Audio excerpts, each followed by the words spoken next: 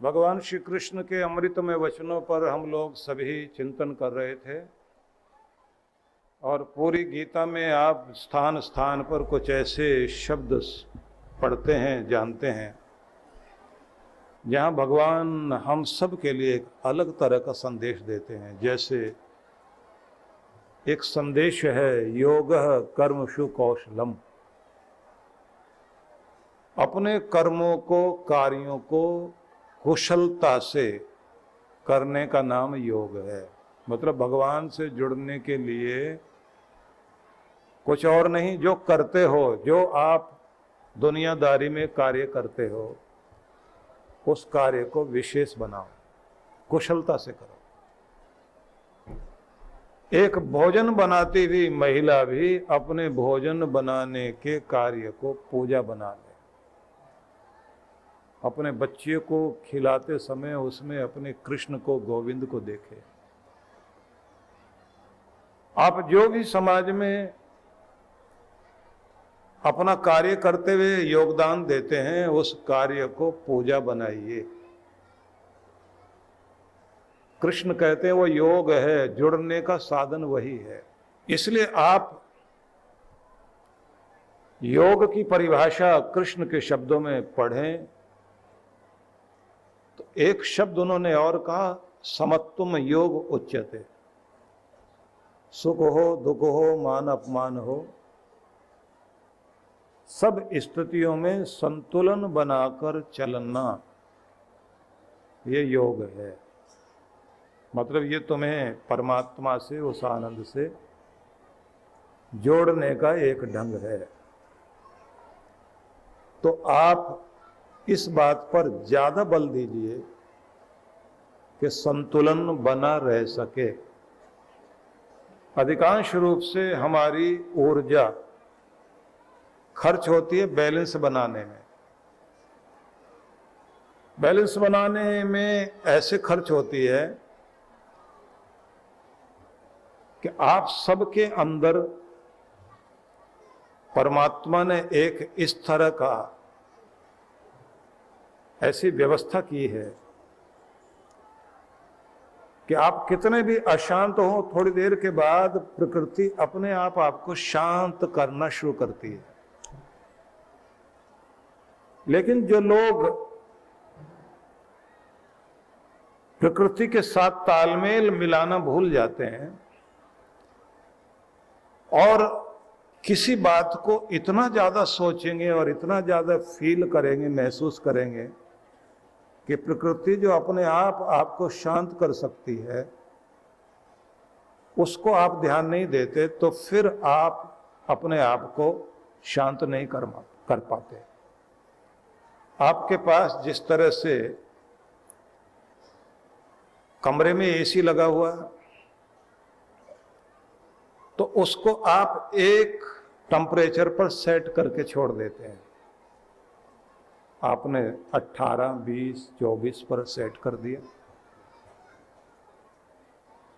अब आप देखते हैं कि वो कमरे को ठंडा करने में लगा हुआ है। अचानक किसी ने कमरा का दरवाजा खोल दिया, गर्म हवा अंदर आ गई, तो जो थर्मोस्टेट है उसका, वो फिर से काम करना शुरू कर देगा, उसी लेवल पर लाकर छोड़ेगा। आपके अंदर भी एक थर्मोस्टेट है जो आपको शांत करता है। अगर आप उसे डिस्टर्ब करने में लग जाएं, तो फिर वो प्रकृति की लय छूटने लग जाती है। इसलिए हर एक आदमी को अपने अंदर एक शांति और शीतलता का वातावरण बनाकर चलना चाहिए कि मुझे इतना शांत रहना ही है। और परिस्थितियां जब आपको डावाडोल करें, फिर से लंबे गहरे सांस लेकर, मुस्कुराते हुए, सहज होकर अपने आप को वहीं लाएं। क्योंकि जितने शांत आप होंगे, उतने ही आप प्रकृति के करीब और भगवान के निकट होंगे। अशांत अवस्था में आप न भगवान के निकट हैं और कमाल की बात तो यह है कि अशांत मस्तिष्क में बुद्धि ठहरती ही नहीं, अक्ल भागती है। आप बढ़िया डिसीजन ले ही नहीं सकते। अच्छा निर्णय वही व्यक्ति ले सकता है जिसका मस्तिष्क शांत हो। अशांत व्यक्ति, चाहे वो डर से हो, तनाव से हो, स्ट्रेस के कारण, निराशा के कारण, किसी तरह का प्रेशर, ये जो विभिन्न प्रकार की परिस्थितियां हैं, ये आपका संतुलन बिगाड़ने के साथ आपको अशांति की तरफ ले जाती है। और उस अवस्था में आप कोई भी निर्णय लेना चाहते हैं वो नहीं ले पाते, योजनाएं बनाना चाहते हैं नहीं बना पाते। भविष्य दृष्टि हर आदमी के पास भगवान की दी हुई एक शक्ति है, आगे तक के लिए देखना, दूरदृष्टि रखकर चलना। वो दृष्टि काम ही तब करती है जब आपका शांत मस्तिष्क होता है। और मजा तो यह है कि शांत मस्तिष्क और एकाग्र किसी एक बिंदु पर आप हो जाएं तो आपके अंदर बड़ी बड़ी चीजें परमात्मा अपने आप देता है, जैसे किसी साइंटिस्ट की जिंदगी में होता है। वो अपने आप को शांत, सहज, एकाग्र करके अपने मूड में आते हैं और अपने काम को करते करते इतने खो जाते हैं कि नए नए आविष्कार करने की अंदर प्रेरणा और आइडियाज आने शुरू होते हैं। बढ़िया किसी म्यूजिक डायरेक्टर को आप देखिए, वो मूड बनाएगा, ऐसा वातावरण खोजेगा कि जिसमें वो शांत होकर बैठे, और जब तरंग में आ जाएगा, साज छेड़ेगा, गुनगुनाते गुनगुनाते अचानक कोई एक ट्यून आती है उसके अंदर, और वो मस्तिष्क में जैसे बिजली चमकती है ना बादलों के बीच, ऐसे एक आइडिया आता है, उसको गुनगुनाना शुरू करेगा वो। उसके बाद अपना वॉइस रिकॉर्डर लेकर उसमें रिकॉर्ड करता है कि कहीं भाग ना जाए इधर उधर, क्योंकि उन्हें पता होता है कि ये एकाएक नई चीज आई है। ऐसे कवियों के साथ होता है, कविता की पहली लाइन आएगी, अचानक दिमाग में कौंधेगी और वो उसको फटाफट वैसे नोट करते हैं। ऐसे आप अपने बिजनेस में काम करते करते करते करते जब अपने मूड में आके मैं सफल हो रहा हूं, मेरा गुणगान हो रहा है, लोग तारीफ कर रहे हैं, मैं बहुत आनंद में हूं, और फिर उसी तरह से बैठे बैठे जब बहुत आनंद में होता है तब तरंग आएगी अंदर, एक नया आइडिया, बाकी लोग सब नकल करेंगे उसकी। कोई बढ़िया आर्किटेक्ट, उसके अंदर भी इसी तरह से आइडिया आता है। एफिल टावर का निर्माता, उसको भी एकाएक इसी तरह आइडिया आया। गुडियर, इतना बड़ा साइंटिस्ट, जिस चीज के लिए दिमाग लगा के खोज कर रहा है, तनाव ले रहा है, आइडिया नहीं आ रहा। और जब वो बिल्कुल शांत होकर बैठा था और जिस रबड़ पर काम कर रहा था कि रबड़ ऐसी बनानी है, अचानक उसका हाथ एक लैंप पर लगा और उसका जो मिट्टी का तेल था वो उस पर जाकर गिर गया, जो केमिकल मिलाकर रबड़ को तैयार कर रहा था, और गिरते ही उसको वो चीज हो गई जो वो करना चाह रहा था। मतलब दिमाग लगाने से नहीं हुआ, संयोग से हुआ, खुश हो गया एकदम। आर्किमिडीज के साथ ऐसा हुआ। न्यूटन जैसे बैठा है अपने बगीचे में और जैसे अपनी धुन में, अपने आनंद में बैठा हुआ, और एकाएक एक सेब ऊपर से टप से नीचे गिरता है। बस उसे क्या देखा है, यहां एकदम खटका लगा, ये चीज नीचे गिरी कैसे, कौन खींचता है नीचे, ऊपर क्यों नहीं जाती चीज? किसी गेंद को भी ऊपर फेंक दे वो नीचे क्यों आती है? ग्रेविटेशन की थ्योरी पर काम करते करते पूरी दुनिया के लिए उस व्यक्ति ने जो खोज करके दी, मैं केवल ये बताना चाहता हूं, ये सब चीजें तो आप लोग जानते हैं, मैं ये बताना चाहता हूं आपको कि ये नया आविष्कार होता कैसे, आपके शांत मस्तिष्क में होता है और एकाग्रता में, तरंग में, तरन्नुम में आपके अंदर ये चीजें आती हैं। चार्ली चैपलिन इतना बड़ा हास्य कलाकार हुआ, चमत्कार किया उस व्यक्ति ने। इतना अजीब तरह का खपती आदमी था कि अपने साथ अपना वॉइस रिकॉर्डर बिस्तर के साथ रख के सोता था कि सपना भी कोई आ गया और उसमें कोई आइडिया मिल गया, उठ करके तुरंत उसको रिकॉर्ड करता था। आपको पता नहीं कब कब आपके अंदर किस मूड में आप होते हैं, क्या क्या तरंग आती है। वो लाइब्रेरी से नहीं आएंगी, किताब से नहीं आएंगी, किताब मदद करेगी, देता ऊपर वाला है, ऊपर वाला आपके अंदर बरसता है। लेकिन ऊपर वाला बरसेगा तब जब आपका पात्र खाली हो, दिमाग शांत और खाली हो, तब वो बरसता आपके अंदर। इसलिए ये जो मेडिटेशन इतना महत्व दिया गया कि अपने आप को शांत करना सीखें, यही एक कारण है। आपकी भक्ति सफल तब होती है जब आप अपने आप को शांत करना पहले सीख जाएं।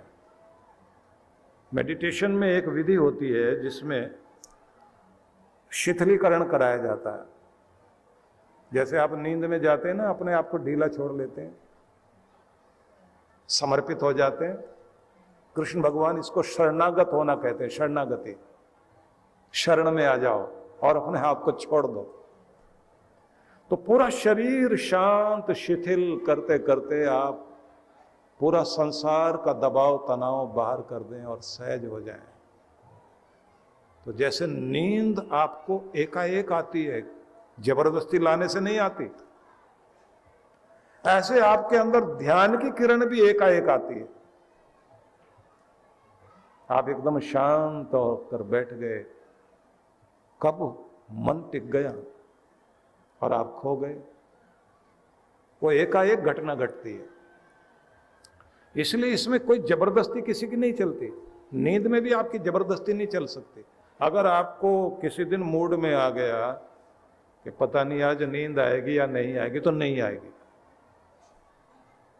जब तक आप उस बात को नहीं भूलेंगे कि नींद आती है या नहीं आती, तब तक नींद आएगी नहीं। जैसे आप भूल गए और पूरा ध्यान हट गया, आपने कॉन्शियस माइंड से आप अलग हो गए, आपका चेतन मन सोया, आपको नींद आ गई।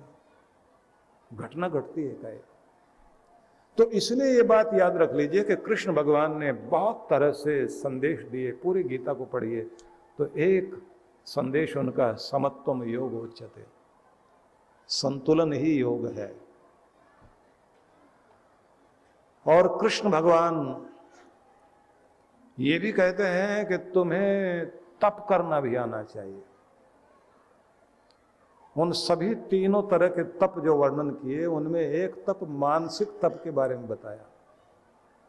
उस मानसिक तप में भी वर्णन किया, मनः प्रसाद सौम्यत्वम मौनमात्म निग्रह भाव संशुद्धि इति एतत् तपो मानसम उच्यते। अब यहां क्या बताते हैं?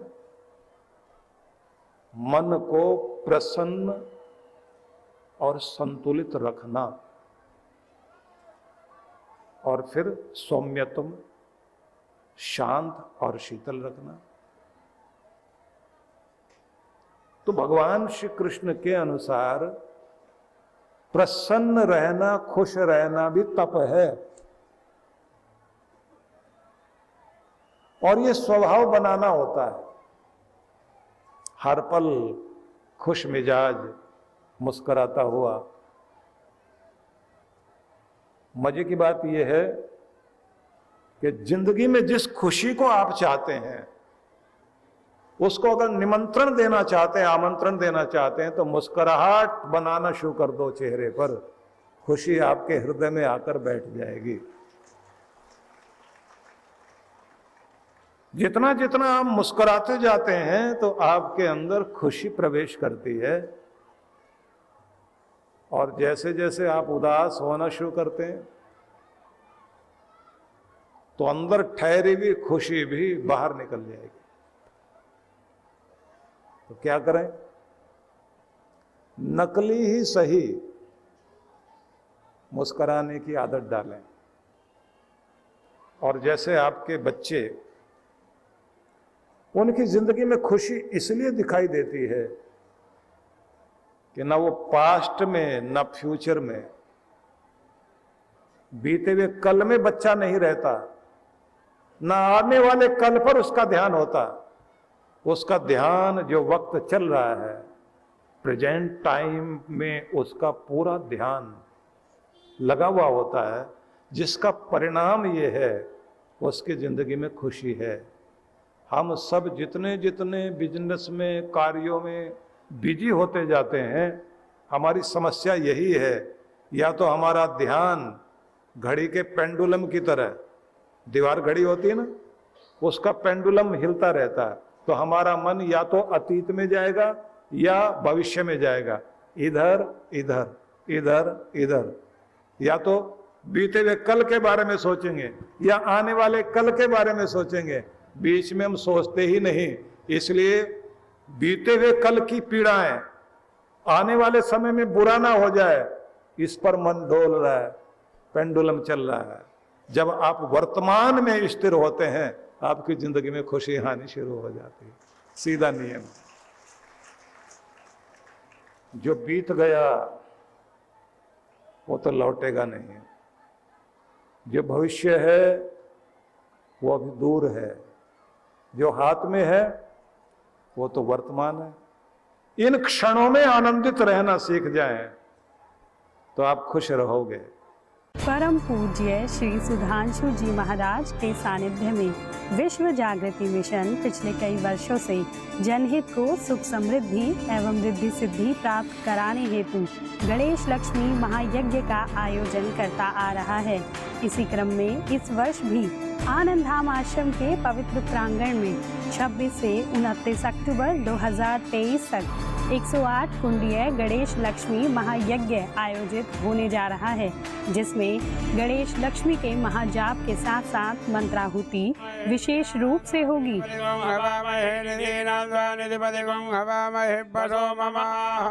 साथ ही 28 अक्टूबर को वरदान सिद्धि साधना में सम्मिलित होकर देव गुरु कृपा प्राप्त करें।